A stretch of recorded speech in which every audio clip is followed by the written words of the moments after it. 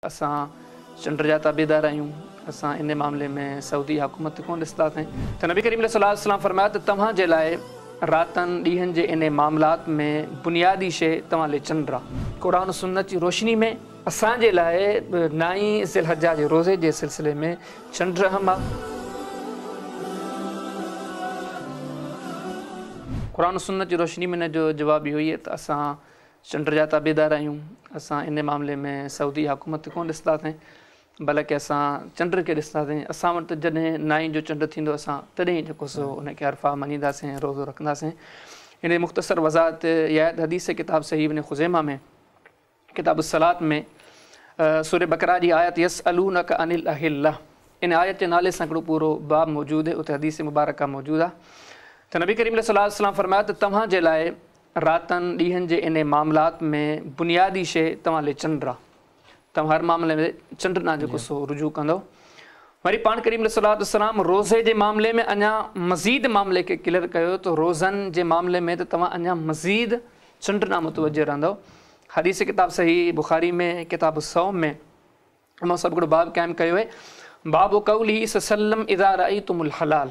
उते हदीस मुबारका मौजूदु आहे। पाण करीम सल्लल्लाहु अलैहि वसल्लम फरमाईंदा सूमू लिरुयतिही व अफ़्तिरू लिरुयतिही, अगरि तव्हां रोज़ा रखो था त उन जे बि तव्हां चंड वारी तरतीब खे ॾिसंदो। अगरि तव्हां रोज़ा इफ़्तार कयो था त तॾहिं बि तव्हांजी नज़र हुजे त उहा चंड ते हुअणु घुरिजे। बल्कि इन ॿिन्ही हदीसनि खां अञा हिकिड़ी वाज़ह तरीन रिवायत आहे जेका इन मामले खे बिल्कुलु क्लियर करे थी छॾे। हदीस किताब सही मुस्लिम में किताब सियाम में इमाम साहिब हिकिड़ो बाब इन नाले सां क़ाइमु कयो आहे, बाब बयान अन लिकुल्ले बलदिन। उते हदीस मुबारक आंदी अथऊं त नबी करीम सल्लल्लाहु अलैहि वसल्लम जन खां बाद में सहाबा किराम रिज़वानुल्लाह अलैहि मजमईन जे ज़माने में हिकु मरतबा ईअं थियो जो हिकिड़ो ताबई सगोरो हू मदीने तैयबा खां शाम ॾांहुं निकितो ऐं शाम में पहुतो। कुदरती रमज़ान मथां अची वियो ऐं शाम जे माण्हुनि जेको सो जुमे जे ॾींहुं रोज़ो रखियो। उन्हनि जो सफ़र पंहिंजी पुॼाणी ते पुॻो, वापसि मदीने में आया। जॾहिं वापसि मदीने में आया त उन ताबी सगोरे ॿियनि माण्हुनि सां ऐं ख़ासि तौर ते सैयदना अब्दुल्लाह बिन अब्बास रज़ी अल्लाह तआला अन्हुमा सां इहा शइ ज़िक्र कई त असां हिन साल जुमे जी राति चंड ॾिठो, शाम में शाम वारे माण्हुनि जुमे जे ॾींहं जो रोज़ो रखियो। त सैयदना अब्दुल्लाह बिन अब्बास रज़ी अल्लाह तआला फरमाइनि था असां त छंछर जो रखियो, तव्हां वटि त ख़मीस शाम जुमे जी राति चंड ज़ाहिर थियो शाम में, जॾहिं त मदीने तैयबा में चंड ज़ाहिर थियो जुमे जी शाम छंछर जी राति, यानी की असां रोज़ो जेको सो छंछर जो रखियो। त हाणे ताबी सगोरो अॻियां वरी इहो सुवाल करे थो साईं पोइ इहो मसइलो कीअं थींदो, शाम में जेको सो रोज़ो जुमे ते थियो आहे, मदीने तैयबा में छंछर ते थियो आहे, पाण फिर असां छंछर जी ॻाल्हि खे वठंदासीं छो त असां चंड जे मामले खे ॾिसंदासीं। जॾहिं चंड ज़ाहिर थींदो असां त उन हिसाब सां रोज़ो रखंदासीं।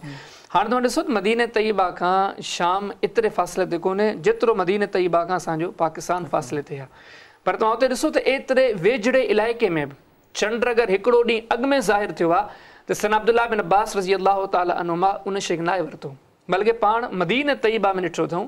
त उन जे करे हदीस मुबारका ॾिसे थी त तव्हां पंहिंजे इलाइक़नि में जॾहिं चंड नज़र अचे तव्हां उन जे हिसाब सां रोज़ो रखो। त हाणे 9 ज़िलहज्जा जे मामले में बि सम्झो त मामिलो ईअं ई आहे त इन समूरी हदीसनि खे साम्हूं रखूं था त असांखे इहो मामिलो मालूम थिए थो त तव्हां इन मामले में सऊदी या हुकूमत जा न बल्कि तव्हां इन मामले में चंड जा ताबेदार हुअणु घुरिजो। चंड नज़र अचे उन खां पोइ जेको सो तव्हां रोज़ो रखो।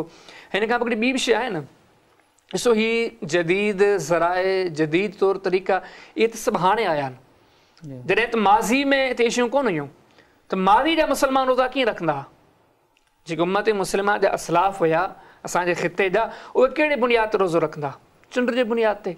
पोइ जेका वाट असांजा सलफ़ वठंदा हुया, जंहिं राह ते असांजा सलफ़ सालीन हलंदा हुया, असां बि उन शइ खे अख़्तियार कंदासीं। दौरे हाज़िर में जिद्दत जे करे हिकिड़ी नई शइ आई आहे, इन नई शइ जे करे असां असलाफ़ जे रस खे त कोन छॾींदासीं। ऐं अञा वरी तव्हां टी शइ ॾिसो, जेकॾहिं क़ुरान सुन्नत खे असां बारीक बीनी सां पढ़ूं था त असांखे इहा शइ मालूम थी थिए त कुझु वक़्त खां पोइ अॻिते हली करे हीअ दुनिया में जेका असांखे जिद्दत तरक़ी ऐं साइंस टेक्नोलॉजी नज़र अचे पई इहा सभु शइ ख़तमु थियणी आहे। जो क़ुरान सुन्नत जो फ़हम असां साम्हूं रखूं था हासिलु थिए थो त इहे सभु शयूं ख़तमु थी वेंदियूं। हाणे तव्हां मूंखे ॿुधायो अगरि इहे सभु शयूं ख़तमु थी वेंदियूं अॻिते हली करे त मुस्लमान रोज़ा कहिड़े मामले जी बुनियाद ते रखंदा, कहिड़ी शइ खे अथॉरिटी ठाहींदा, इहो ई चंड आहे। छो त इहे शयूं रहंदियूं कोन को। त समूरी ॻाल्हियुनि जो ख़ुलासो इहो आहे त क़ुरान सुन्नत जी रोशनी में इंसानी फितरत मामलात हक़ाइक़ की रोशनी में असांजे लाइ 9 ज़िलहज्जा जे रोज़े जे सिलसिले में चंड अहम आहे। असां चंड ॾांहुं जेको सो तवजह कंदासीं। चंड ज़ाहिर थिए थो त रोज़ो रखंदासीं। अगरि चंड ज़ाहिर नथो थिए त असां ख़ामखा सऊदीया खे ॾिसी करे जेको सो रोज़ो कोन रखंदासीं। अल्लाह पाक खां सभिनी खे क़ुरान सुन्नत जे मुताबिक़ अमल करण जी तौफ़ीक़ अता फ़रमाए। जज़ाकुमुल्लाह ख़ैर। सब्सक्राइब करियो ऐं बेल आइकन ते क्लिक करियो त जीअं असांजी हर नई वीडियो जो नोटिफिकेशन मिले।